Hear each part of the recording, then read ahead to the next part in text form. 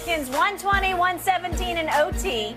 The quote, today was the first day I got out of bed since Sunday night. His sickness even caused him to miss the team's Halloween party Monday. LeBron, 20 points, 10 boards, 8 assists, flirting with that triple-double. He did go 9 of 23 from the floor and 0 for 7 from three-point land in last night's win. Shannon, on a scale of 1 to 10, how much of a pass are you going to give LeBron for being sick? 0.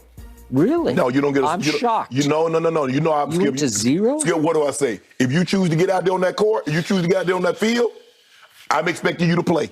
I don't. You don't get an excuse for sickness, illness, or whatever the case may be, being injured. If you decide to play, there are no excuses. Brian knows he needs to play better in order for them to win more. They got very lucky last night because Lonnie Walker Jr. played unbelievable, and Matt Ryan hit a shot of shots. He might not ever hit another shot like that in his life. I would agree. But he has that crowning achievement. Yep. But Skip, but I knew something early on, and I was like, maybe it's just me. But I saw him check himself out of the ball game a lot earlier than normal. Even before he checked out, he raised his hand like, come get me, I'm tired, I'm gassed. It seemed like he couldn't catch his breath. He didn't have the energy, the explosion that he wasn't running on the fast break. He wasn't running, trailing like he normally does. So I knew something was amiss, but he don't get no excuse for that. Nah, hell nah. And plus, maybe, Skip, if they had started, 5-0, maybe he doesn't even play.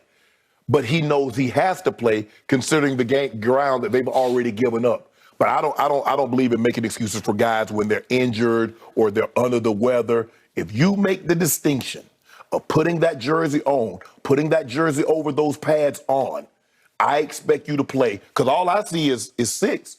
That's all I see. I see a James on the back. I'm expecting virtuosos from him.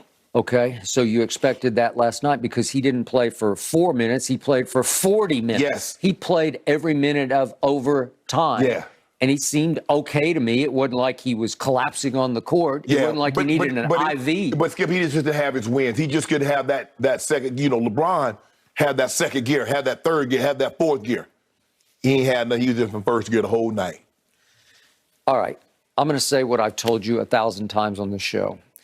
I've always wished from the start of my career there was some machine that somebody could invent whereby I could put my hand in the machine and LeBron or whoever Michael Jordan would put his hand in the machine, and for 5 seconds I could feel what they're feeling. Just 5 seconds. That's all I need is 5 seconds. And I might say, that's not that big. I could do that. Yeah. Or I might say, how did you do that? Yeah. How did you drag yourself out of bed?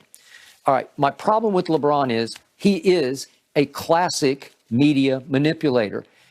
I would say that Aaron Rodgers is the LeBron James of the NFL because LeBron is greater than Aaron Rodgers because LeBron has been greater more consistently in postseason games than Aaron Rodgers has. So I put him like Aaron is actually trying to mimic LeBron. He's trying to become LeBron as a finger-pointing blame deflector. Aaron's like in a league of his own now. But LeBron is so media trained. He is a savant. He's a wizard when it comes to how to handle the media. You don't think anything was wrong with LeBron last night? No, I'm about to get to that because I'm not sure about that. But he immediately tells the media. And by the way, I don't know if you had the sound up, but I'm listening to Sports Spectrum LA out here because it's a Laker home game. Right. So the two Laker announcers immediately in the first quarter start dropping hints. He looks a little under the weather. Well, I'm just going to assume that Rich Paul or Maverick or somebody dropped, whispered in their ear before the game. LeBron's not right But Skip, tonight. I could see it. I know. When he went to the bench that one time and then he hung his head. But I couldn't see it on the floor like you're describing. I immediately saw it. Okay. So right away, he volunteers after the game to the media. Today was the first day I got out of bed since Sunday night. And then he goes in. It's a great detail. There was something going around and it hit me pretty good. It hurt me to my soul to miss the Halloween party with all my guys on Monday because I do think he loves that party. He always dresses up. Okay.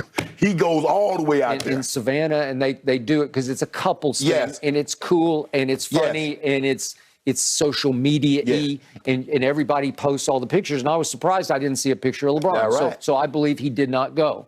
So do I believe he was sick? I do. So now it's to the question of how sick, because once upon a time, we kept calling it the Michael Jordan flu game at Utah. And then the great Tim Grover, friend of ours, friend of the show, said in the documentary Food poisoning. Yeah, that it was food poisoning off a bad pizza that somebody delivered because they knew they were delivering it to Michael Jordan's room, and you start to be suspicious of what they included in the pizza. Well, they might have cooked that pizza 4 days ago.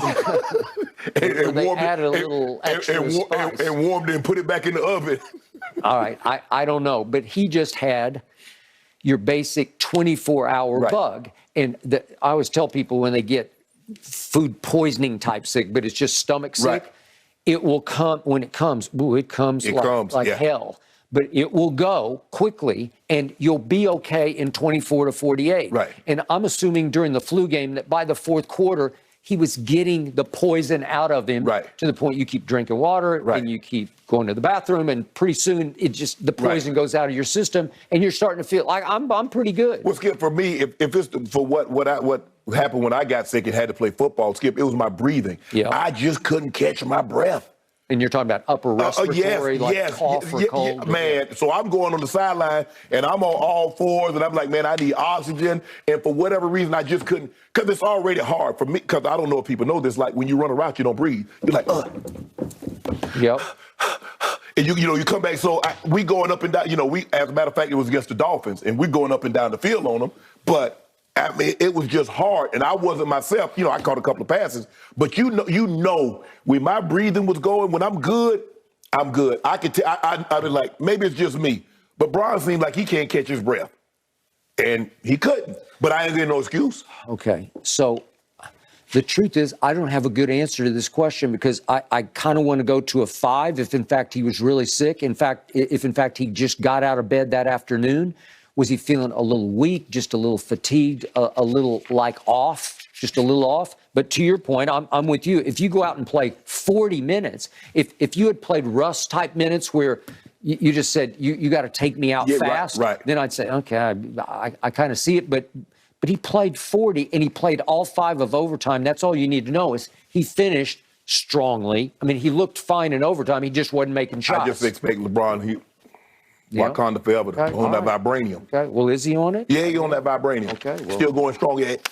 I tell you what. I thought the NBA. Check with me in January. Didn't the NBA outlaw vibranium? No. Check with me in January. I'll be there. Do they not test for vibranium? I'm gonna be documenting the whole thing. Are you? When he passed Kareem, I'll be documenting it. Oh, you're talking about. I thought you were talking about the victory parade. When they win the championship. Whoa. Oh, okay. Baby steps. Yeah, right. We'll see if there's a deal to be made that can push us over the hump. I don't know. You a hater. He played. We'll see how LeBron looks tomorrow facing off against that third-ranked Utah Jazz. Jim, before you go, just think about this, Skip Baylor. The man's sick, exhausted. Messed around and almost got a triple-dub. Did he? Miss Triple-Dub stayed away because she knew he was sick. And she didn't want him to get her sick. He was 0 for 7 from 3 to fall to 22.6% for the season, which is all-time abysmal. Next. But guess what? Watch on Friday, Triple-Dub. I wish a few more points had stayed away from him, too, to put my Pelicans over the edge. But no use crying over spilled milk. That's right. All right, guys. Is Ime Udoka going to be able to turn the Nets into a winning franchise? That's coming up next on Undisputed.